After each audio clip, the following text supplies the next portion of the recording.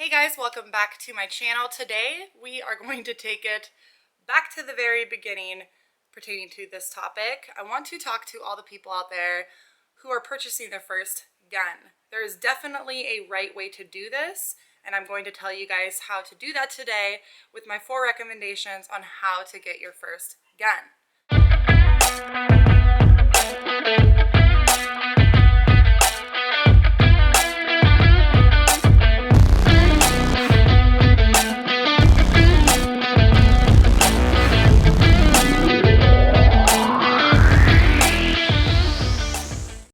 When you're a first-time shooter, it's sometimes more common that people think they can just buy one online based off of it's small or cute or how it looks. That's not a good way to go. You really cannot get a feel for what firearm is actually going to be best suited for you until you shoot it. It's been a very common thing I've seen at the facility is people coming in thinking that they want a 45 for their first gun because it's got more stopping power, and within the research they did, that seemed like it was the best gun for them, but ultimately they ended up going with a Glock 19 because the 45 was just a little bit too much. Another common thing that I've seen is ladies, if your significant other or spouse wants to purchase a gun for you, tell them not to. Maybe ask if they'll buy you some private instruction or something. I see this all the time. Guys are trying to, get their girl into shooting, and so they get her a gun and she hates it. Why does she hate it? Because you bought her a little Ruger LCP that kicks like a fucking mule and the trigger pull is super long. She can't slide that or rack the slide back, and you hate it, right? That's not a good way to get into this, because then you're never going to want to shoot it. You're not going to feel like you're accurate with a gun when really you just have the wrong gun. So don't let anybody buy your first gun. This is a solo journey for you to take alone. The first step I think you should take is to do your research. Now, this research does not consist of you buying a gun at the end. This is strictly research.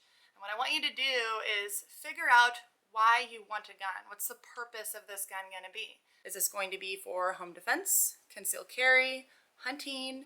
There's a lot of different platforms of firearms for different purposes. So figure out what that is, and then look at a couple different platforms that are suggested for you to have for that purpose. Make sense?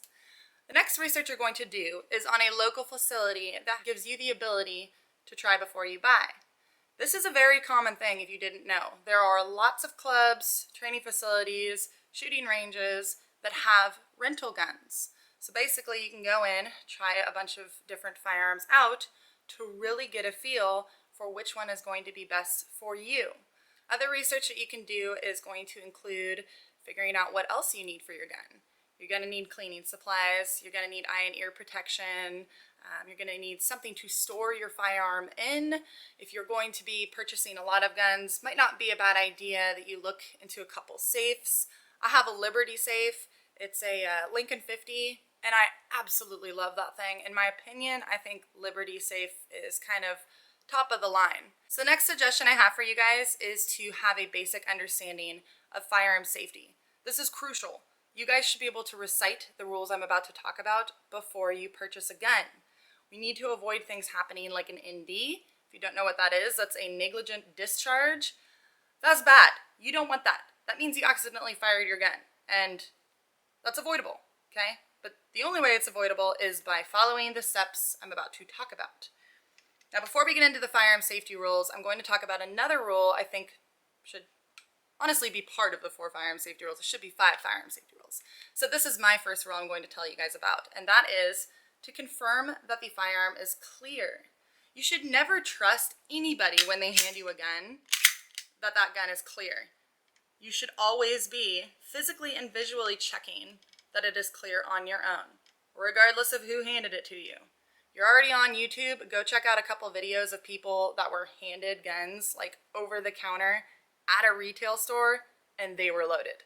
They're there, it can happen, okay? So you need to check if it's clear. As soon as you pick up a firearm, you should lock it to the rear, okay? So let's turn it this way. Oh my gosh, hold on. Wow, that is very hard with my opposite hand. So right here, you guys are gonna see this little guy. If you push up on this, this is called your slide lock. That is what's going to lock the slide to the rear.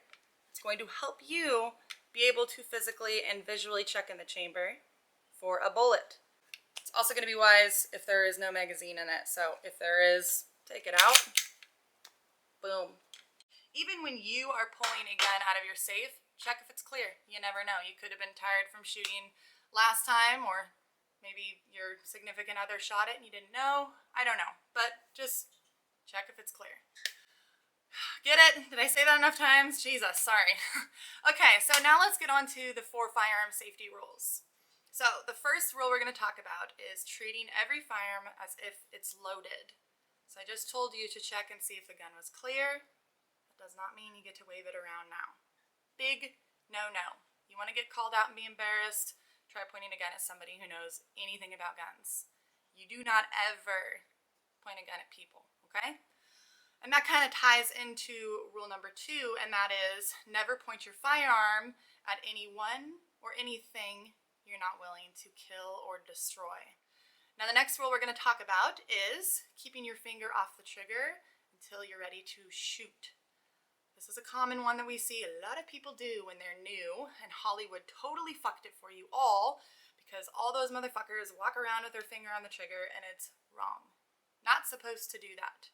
The only time your finger is supposed to be on that trigger is when your sights are lined up on target, unless you've done the other steps we just talked about and you're manipulating that trigger to test it out. But you also know it's clear, and you also have it pointed in a safe direction. Finger, trigger goes on last. Got it? The last rule is to always know what is beyond your target. Okay, so if you're gonna go out in the woods and shoot with your buddies, and somebody put a paper target up on a tree and there's just wide open space behind it, might not be a good spot for you to be shooting, because if you miss, you don't know where that bullet's going to go. Okay? Same rules are going to apply like if you decide to conceal carry. If you're potentially in a situation where there is a threat and on the other side of that threat is a group of innocent people, do you want to shoot? Because if you miss him, you could shoot an innocent person, right? You always need to know what is beyond your target before you make that shot. Okay? Now that you guys have an understanding of safety rules, study them and learn them good, okay? Seriously, before you go in, know something. Be safe. That is absolutely number 1 important. Totally serious right now. We don't want any NDs, okay? The next step is going to be to go get a gun. Get into a facility, try a couple firearms out to figure out what you like. So you don't have to purchase a gun at this facility you go to, by the way. You can still buy one online later for cheaper, but just confirm the gun that you chose. It's going to be the time that you feel that caliber is, and if that's going to be right for you, if subcompact is right or full size would be better to start with, that type of thing. Last step, also very important. Man, these are all really important, huh? The last step is to do some training.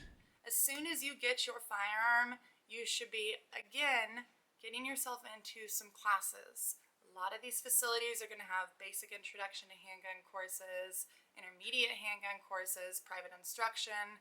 Take some of these. Learn it the right way. It's very important for you right now to establish good habits and be comfortable with that gun. And the only way you're going to do that is through muscle memory.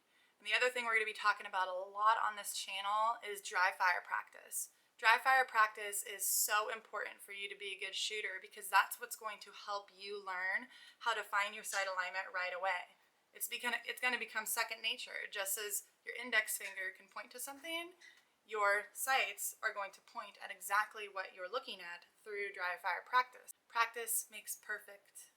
You know, we need to be doing these things over and over again to be a good shooter. And we're going to talk about all of that in the future. Good luck with you guys on buying your first gun. Please leave a comment below if you guys have any questions. I prefer them on my comments so other people can read them too. And if you aren't already doing this, like and subscribe for more with Make Ready Missy. Bye guys.